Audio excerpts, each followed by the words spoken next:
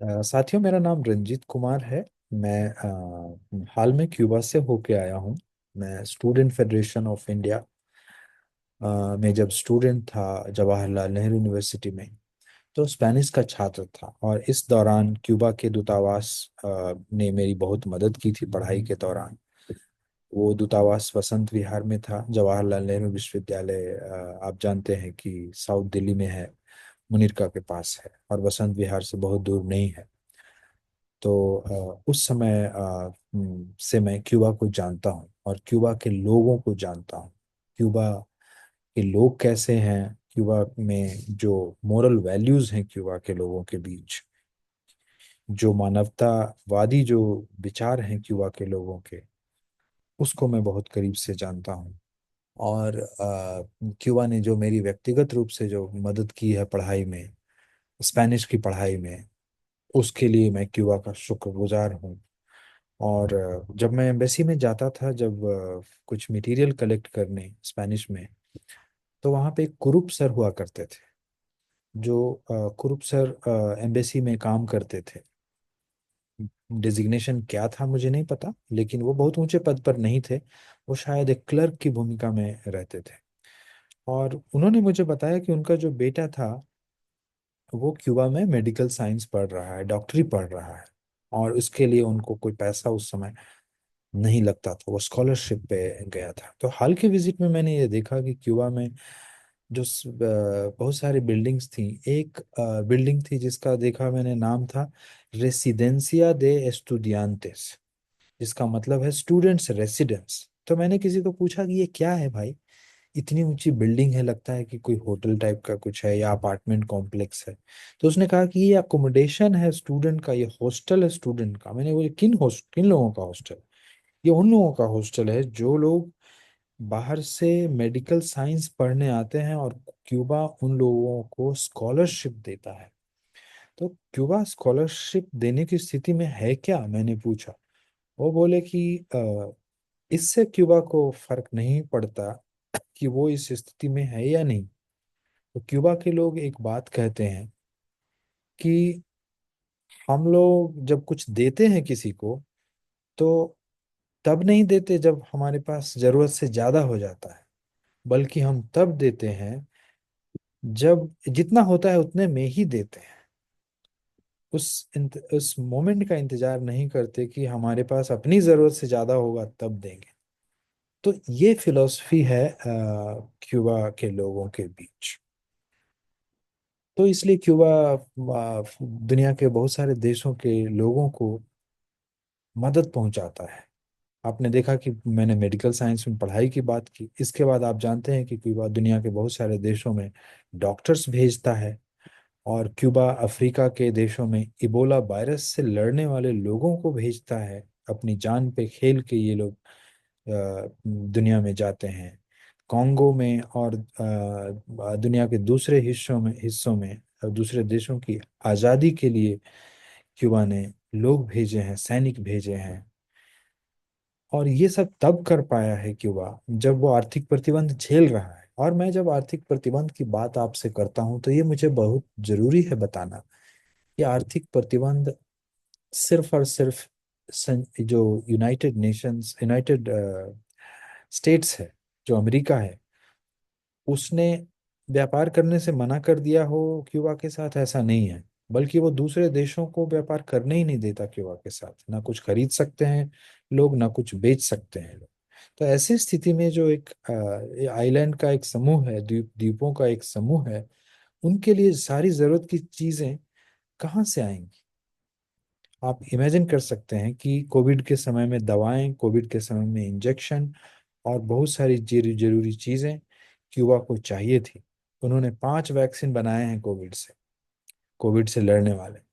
और जब वैक्सीन को देने की बारी आई अपने लोगों को, तो उनके लिए एक समस्या थी कि हम इंजेक्शन हमारे पास नहीं है। हम चूंकि इंजेक्शन नहीं बनाते, ये जो है कार्बन से बनने वाला प्रोडक्ट है जो कहीं से बाहर से ही आएगा। तो उस समय क्यूबा आने वाले जहाजों को यूनाइटेड स्टेट्स आर्थिक प्रतिबंध के कारण नहीं आने देना चाहता था। और ऐसे समय में भी उन लोगों ने प्रतिबंध जारी रखे।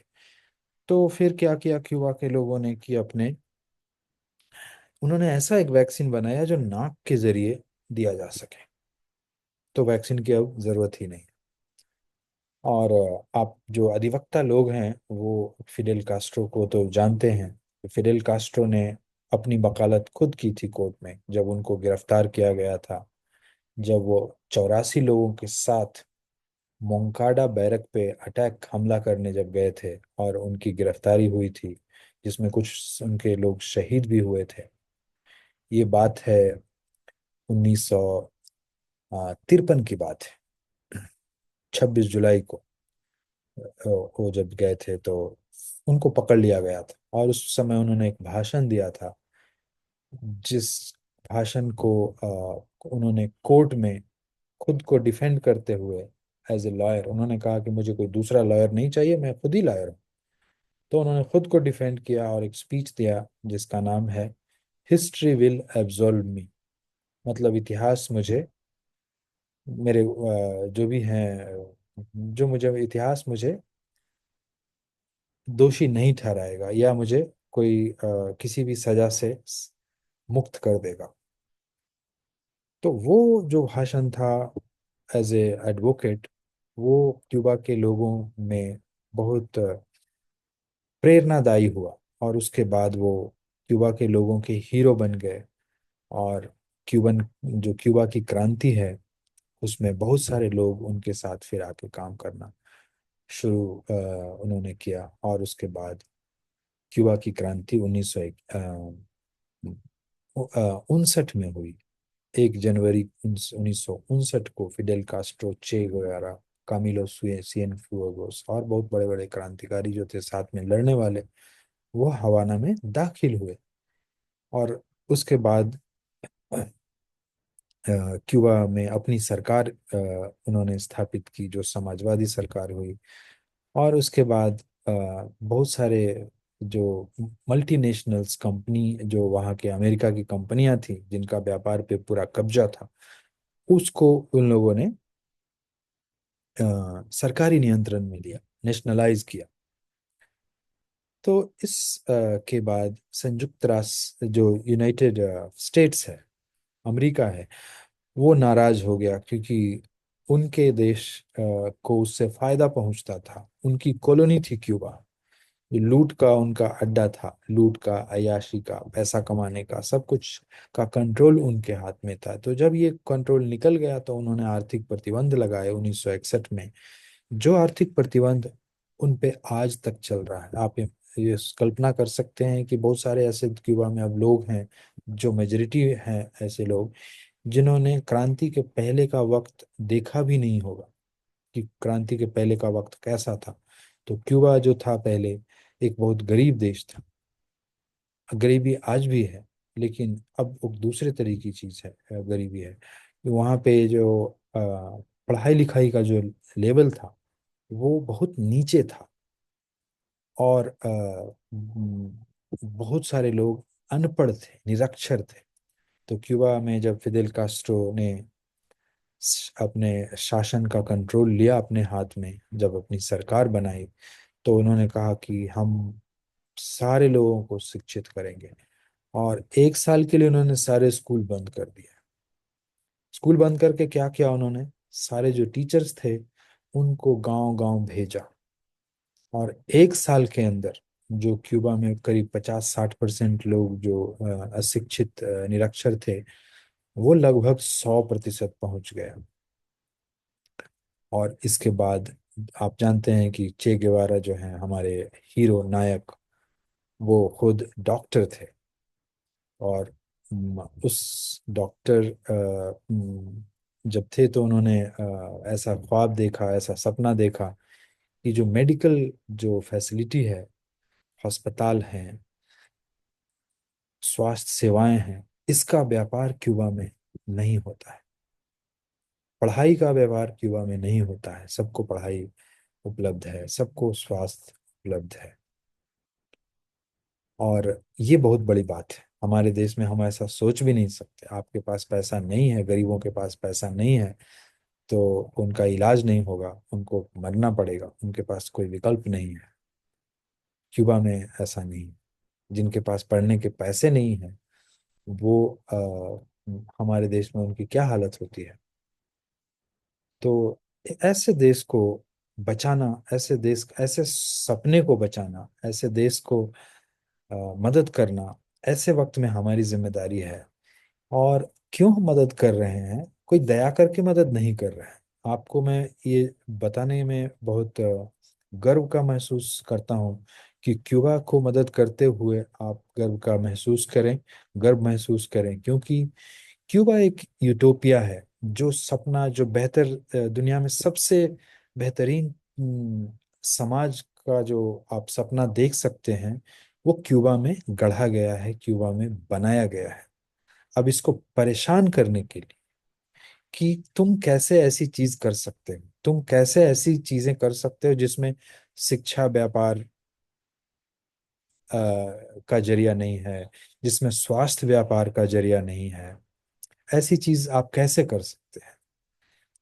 तो ये एक खतरा है। और लोग जो बोलते हैं समाजवाद या इस तरह का जो सोशलिज्म है वो फेल हो गया है, अगर ऐसा होता तो आपको, अमेरिका को कुछ करने की जरूरत नहीं पड़ती, उसको फेल होने देते। आप मतलब कोशिश कर रहे हैं कि ये काम ना करे, इसके लिए आप उसको उसको उसको उसके उसकी आर्थिक घेराबंदी, उसके आर्थिक नाकेबंदी कर रहे हैं। उसको उसको चाह रहे हैं कि उनको उनके जीवन जीने की जो बेसिक चीजें हैं वो आप उन तक पहुंचने नहीं देना चाहते हैं। उनके लोग कुछ खरीद ना पाए, कुछ बेच ना पाए, कुछ भी नहीं कर पाए। तो मैं समझता हूँ कि जब इतने सालों तक उन्होंने रेसिस्ट किया है, तो ये समाजवाद सफल है। और क्यूबा में जो क्रांति है वो एक टाइम चीज नहीं है कि सरकार बदल दी और क्रांति हो गई। ये क्रांति की जो प्रक्रिया है वो चल रही है, और आपको ये दिखेगा वहाँ के सांस्कृतिक लाइफ में, कल्चरल लाइफ में दिखेगा। आप वहाँ के शिक्षा में देखेंगे, यूनिवर्सिटीज के अंदर देखेंगे कि कितना बड़ा इन्वेस्टमेंट है सरकार का। हमारे यहाँ उस तरह का नहीं है। जिसके पास पैसा है वही पढ़ेगा। कला के क्षेत्र में है, संस्कृति के क्षेत्र में है, जो सोशल साइंस की जो पढ़ाई होती है, रिसर्च होता है। और बायोटेक्नोलॉजी, आप जानते होंगे कि बायोटेक्नोलॉजी के सेक्टर में कितना ज्यादा इन्वेस्टमेंट है क्यूबा के लोगों को। और ये क्यों करते हैं? ये समाजवादी व्यवस्था चाहती है कि दुनिया के सारे लोग सुख से, चैन से, आराम से जिएं। और जो दुनिया इंसान को इंसान बनाने वाली जो मूलभूत चीजें हैं, उसका कोई व्यापार, उसका कोई सौदा नहीं किया जाए।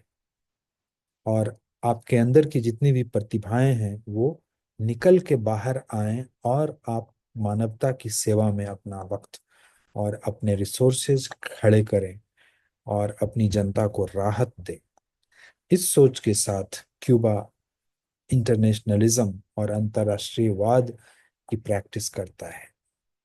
क्यूबा की मदद करना और क्यूबा के साथ सोलिडरिटी में खड़े होना हर एक न्याय पसंद, शांति पसंद और बेहतर दुनिया का ख्वाब देखने वाले नागरिक की जिम्मेदारी है। और ये जो सक्सेसफुल मॉडल है समाजवाद का, उसमें आप अपनी हिस्सेदारी लें और क्यूबा की मदद करें। क्योंकि दुनिया में जो अर्थव्यवस्था का जो मॉडल है, उसमें डॉलर इम्पॉर्टेंट है। उनके जितनी सारी टेक्नोलॉजी हम यूज करते हैं, फोन में करें, मोबाइल में करें, उसका सारा केंद्र यूनाइटेड स्टेट्स है, अमेरिका है। तो आप समझ सकते हैं कि आप ऐसे देश की मदद कर रहे हैं जो जिनका आर्थिक व्यापार, जो पूरे अंतर्राष्ट्रीय व्यापार पे कब्जा है जिनका। क्यूबा को उन लोगों ने आतंकवादी देशों की श्रेणी में रख दिया है। इससे होता क्या है कि क्यूबा के खिलाफ तो ऐसे कोई चार्ज किसी देश ने लगाया नहीं, ऐसा क्यूबा ने कोई काम आज तक किया नहीं जिसमें वो आतंकवाद को फैला रहा हो या किसी का नुकसान किया हो, किसी को कहीं पे बम फेंक दिया हो, कहीं पे किसी को गोला बारूद फेंक दिया हो, ऐसा कोई काम क्यूबा के लोगों ने नहीं किया है। ना अपने इर्द गिर्द किया है, ना दुनिया के किसी भी देश में किया है। उन्होंने क्यों रखा है क्यूबा को इस लिस्ट में? क्योंकि जो बैंकिंग सिस्टम है, अंतरराष्ट्रीय बैंकिंग सिस्टम, जो दुनिया में जो व्यापार होता है, वो इनको एक्सेस नहीं रहेगा। तो ऐसी स्थिति में क्यूबा किसी के साथ व्यापार नहीं कर पाएगा। और इस चीज को हम सारे क्रांतिकारी, शांति पसंद लोग, समाजवाद का सपना देखने वाले लोग, एक यूटोपिया में जो यकीन करते हैं, वैसे लोग इसको नाकाम करने में पूरी की पूरी मदद करें और जिम्मा लें, और अपने बच्चों को और अपने आसपास के दोस्तों को बताएं कि वो जो जलता हुआ जो चिराग है, वो जो रोशनी दे रहा है पूरी दुनिया को, आ, उसको जलाए रखना, उसको बचाए रखना हम सबकी जिम्मेदारी है। तो क्यूबा के बारे में बहुत सारी बातें की जा सकती हैं दोस्तों। क्यूबा के बारे में जितना हम कहें कम है। क्यूबा ने क्यूबा के लोगों ने, क्यूबा के नेताओं ने, क्यूबा के समाजवाद ने जो सपना बुना है, जो सपना देखा है, जो सपना वो जी रहे हैं, जो सपना वो अ, दुनिया को भी दिखाना चाहते हैं, उसको बचाए रखना हमारी जिम्मेदारी है। अगर आप डिटेल में और कुछ जानना चाहते हैं, जैसे मैं जहाँ रहता था, जिस घर में मैं रुका हुआ था, इत्तेफाक से वो घर मिला ऐसी महिला का जो क्रांति के वक्त में, क्यूबा की क्रांति के वक्त में, क्यूबा की क्रांति के लिए लड़ी थी। तो उन्होंने बताया कि ये 16 मंजिले का घर, जो अपार्टमेंट है, उसमें बहुत सारे फ्लैट्स हैं लोगों के। उन्होंने कहा कि उनको उनको सरकार ने दिया है, आज से करीब 11 साल पहले। और सरकार ने उसके बदले में कितना पैसा लिया है? 11 साल पहले उनका, मतलब 11 साल पहले उनका, सरकार नहीं चाहती कि लोग बुरा फील करें, इसलिए वो सरकार उनसे 11 पैसों लेती थी 11 साल पहले तक। और उस घर को मैंने देखा कि बहुत अच्छे कंडीशन में था। बहुत मतलब हमारे मॉडर्न जो अपार्टमेंट्स हैं उस तरह के कैटेगरी में था। तो क्यूबा हर तरह से आज भी, क्यूबा में जो जो भी सैलरीज हैं कम हैं, बहुत कम हैं दुनिया के मुकाबले। लेकिन जो बेसिक सुविधाएं हैं वो क्यूबा में जनता को दी जा रही है। कोशिश सरकार की बहुत जारी है कि उनका जो हेल्थ सिस्टम, एजुकेशन सिस्टम, जो अभी तक सक्सेसफुली चल रहा है, चलता रहे। राशन का भी सिस्टम है कि जो लोग किसी वजह से काम उनको नहीं मिला है, या वो बस साबित कर सकते हैं कि उनके पास क्वालिफिकेशन है बट काम नहीं है, तो ऐसे लोगों को क्यूबा थोड़ी सी आर्थिक मदद करता है उनको। और जो लोग काम करके रिटायर हो चुके हैं उनके लिए एक पेंशन स्कीम है, जिसमें कुछ पैसे मिलते हैं और मंथली कुछ राशन मिलता है, जिसमें खाने पीने की चीज़ें हैं, हेल्थ के लिए जो जरूरी चीज़ें हैं, ऐसी चीज़ें उस राशन के पैकेट में लोगों को दी जा रही है। लेकिन वर्तमान में जो आर्थिक सिचुएशन है क्यूबा की, आपको ये बताना चाहता हूँ कि कोई भी ऐसा देश जिस जो इतने सालों से आर्थिक प्रतिबंध तो झेल ही रहा है, पेट्रोलियम और बाकी सारे बहुत सारे प्रोडक्ट्स के लिए उनकी डिपेंडेंसी है दूसरे देशों पे। वो डिपेंड करते हैं कि ये चीज़ें कहीं से आ जाए, तो आसपास के कुछ देश उनकी मदद कर पाते हैं। और कुछ चीज़ें ऐसी हैं जो जब वो खरीदना चाहते हैं तो सीधा नहीं खरीद के वो किसी एजेंट के थ्रू खरीदते हैं, और बार बार वो एजेंट बदलता है ताकि यूनाइटेड स्टेट्स का जो एफबीआई है वो पता ना कर ले कि किसने उनको ये सामान बेचा। जो भी सामान उनको बेचता है उसको भी यूनाइटेड स्टेट्स पिनलाइज करता है, उसको भी वो पनिश करता है, परेशान करता है, और उस पे भी वो प्रतिबंध लगाता है। तो इस तरह का चीज चल रहा है। लेकिन इस तरह के प्रतिबंध होने के बावजूद दुनिया के बाकी देश कुछ नहीं कर पाते, क्योंकि उनके पास कोई क्षमता नहीं है। संयुक्त राष्ट्र संघ जो है, यूनाइटेड नेशंस, वहाँ की महासभा में हर साल एक रेजोल्यूशन आता है और उसमें क्यूबा प्रतिबंध हटाने की बात करता है, जिसमें इसराइल और अमेरिका, ये दो देश हैं जो चाहते हैं कि क्यूबा पे प्रतिबंध लगे रहें, बने रहें, क्यूबा की जनता भूख से मर जाए, क्यूबा के पास कुछ भी नहीं हो। इसके अलावा जो बाकी दुनिया के देश हैं, 180, 81, 82 जो देश हैं, वो सब क्यूबा के साथ खड़े हैं। लेकिन आप जानते हैं कि संयुक्त राष्ट्र संघ के पास कोई ताकत नहीं होती है। संयुक्त राष्ट्र संघ में वीटो चलता है, जिस जो 5 देशों के पास है, उसमें यूएसए के पास भी वीटो होता है। तो ये बस एक कैंपेन की तरह होता है, जिसमें दुनिया को पता चलता है कि इतने सारे देश क्यूबा के साथ हैं और सिर्फ दो देश हैं जो क्यूबा के खिलाफ हैं। और ये दो देश मिलके क्यूबा और इस तरह के दूसरे देशों का जीना हराम कर देते हैं। तो हमें इसी ताकत के खिलाफ क्यूबा की मदद करनी है, इसी ताकत के खिलाफ लड़ाई करनी है। और उस लड़ाई में अपना कंट्रीब्यूशन बहुत जरूरी है आज के वक्त में। ये सिर्फ और सिर्फ सर्वाइवल का मामला नहीं है। और ये जान लें आप सब लोग कि ये मॉडल सक्सेसफुल है। इसको असफल करने के लिए कोशिशें की गई हैं, तब इस स्थिति में है। अगर आप सोचें कि ये प्रतिबंध अगर हट जाएं तो क्यूबा कहाँ रहेगा। क्यूबा की आर्थिक प्रगति में कोई परेशानी नहीं होगी। क्यूबा के लोग काफी पढ़े लिखे हैं, काफी समझदार हैं। आप मतलब उनसे बातचीत करके आपको महसूस होगा कि ये लोग मतलब धरती पे जीने वाले सबसे बेहतर इंसानों कोटि में रखे जाने वाले लोग हैं। तो ये मॉडल ऑलरेडी सक्सेसफुल है। तो यूनाइटेड स्टेट्स को ये डर है कि बाकी दुनिया में भी इस तरह के मॉडल्स बन सकते हैं। इसीलिए वो अपनी मीडिया को, और दुनिया भर में जो पैसे के बल पे चलने वाली जो मीडिया है, उसको क्यूबा के खिलाफ भड़काता है। और आप क्यूबा के खिलाफ जो भी प्रोपेगेंडा कभी कभी देखते हैं कि वहाँ पे तानाशाही है और ये है वो है, ऐसा मैंने कुछ भी नहीं देखा। क्यूबा में जो लोकतंत्र है वो जमीन पे के स्तर पे है, कि हर इंसान किसी न किसी छोटी बड़ी कमिटी में का हिस्सा है। हमारे यहाँ क्या है, 5 साल में एक बार हम वोट दे के मतलब खुश हो जाते हैं, और उसके बाद हम तो उस चुने हुए प्रतिनिधि को कोई सवाल भी नहीं कर सकते, उसको वापस भी नहीं बुला सकते। लेकिन ऐसी स्थिति क्यूबा में नहीं है। ऐसी स्थिति समाजवादी देशों में नहीं है।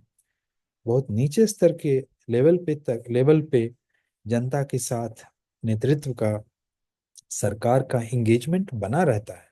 और जनता ही दरअसल चीजें चला रही है। नहीं तो इतना मुश्किल वक्त क्यूबा बिना जनता के समर्थन के, सहयोग के नहीं झेल पाता। आपको ये बताते हुए मुझे बहुत खुशी हो रही है कि जब मैं गया तो मुझे ये उम्मीद थी कि हाँ, क्यूबा में क्यूबा की सरकार के खिलाफ कुछ लोग होंगे, ऐसा कुछ होगा, खड़े होंगे बहुत लोग।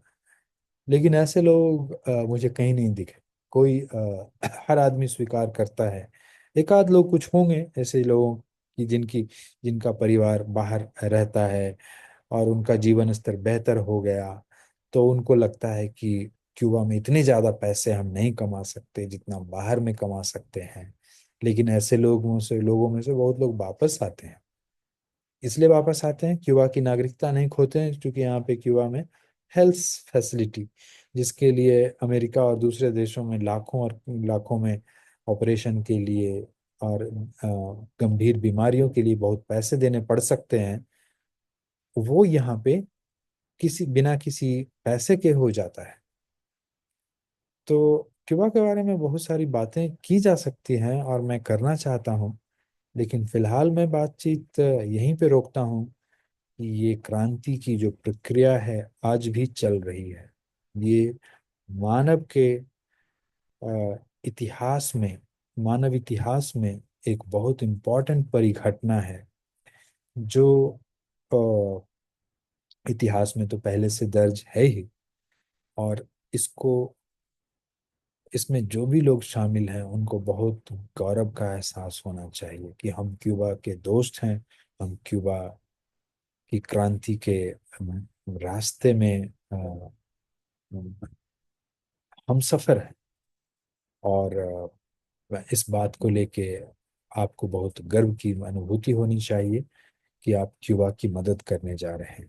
क्यूबा की मदद इंसानियत, मानवता की मदद है, और एक सपने में अपना इन्वेस्टमेंट है, एक यूटोपिया में आपका इन्वेस्टमेंट है कि ऐसा कभी हो पाएगा कि हमारे देशों में समाजवाद आएगा, और मानव की जितनी भी मानवीय क्षमताएं हैं, जितनी भी क्वालिटीज हैं इंसान होने की, वो एक बहुत सुंदर और बहुत अच्छे रूप में निखर के बाहर आएगा। जो शोषण से मुक्त दुनिया होगी, जहाँ पे हर तरफ क्रिएटिविटी होगी, जहाँ पे हर तरफ, जैसे क्यूबा में आप जाएंगे तो हर जगह म्यूजिक चल रहा है, लोग म्यूजिक सुनते हैं। क्यूबा में बहुत सारी दिक्कतें हो सकती हैं, फिनेंशियल और प्रॉब्लम्स हैं लोगों को, लेकिन जो जीवन को जीने की जो खुशी है, उसको लेके क्यूबा के लोग निराश नहीं हैं। इसीलिए आप देखेंगे हर गाड़ी में, हर साइकिल तक में, हर घर में, हर रेस्टोरेंट में हमेशा आपको म्यूजिक चलता हुआ दिखेगा। और इन्हीं सब बातों के साथ मुझे लगता है कि मुझे अपनी बातचीत को लंबा नहीं खींचना चाहिए, और मैं बातचीत के लिए उपलब्ध रहूंगा। अगर कोई भी और जानकारी मुझे आप पूछना चाहेंगे तो मैं हाजिर रहूंगा इस बारे में बातचीत करने के लिए। बहुत बहुत शुक्रिया आपका कि आपने मुझे सुना। और मैं इन सब बातों के साथ एक बार फिर से अपील करता हूँ कि इतिहास के इस क्रांतिकारी यात्रा में आप अपनी भागीदारी सुनिश्चित करें, और क्यूबा की मदद में आगे आएं, और साम्राज्यवाद के खिलाफ अपनी लड़ाई में अपना हिस्सा दर्ज करें। शुक्रिया दोस्तों, थैंक यू।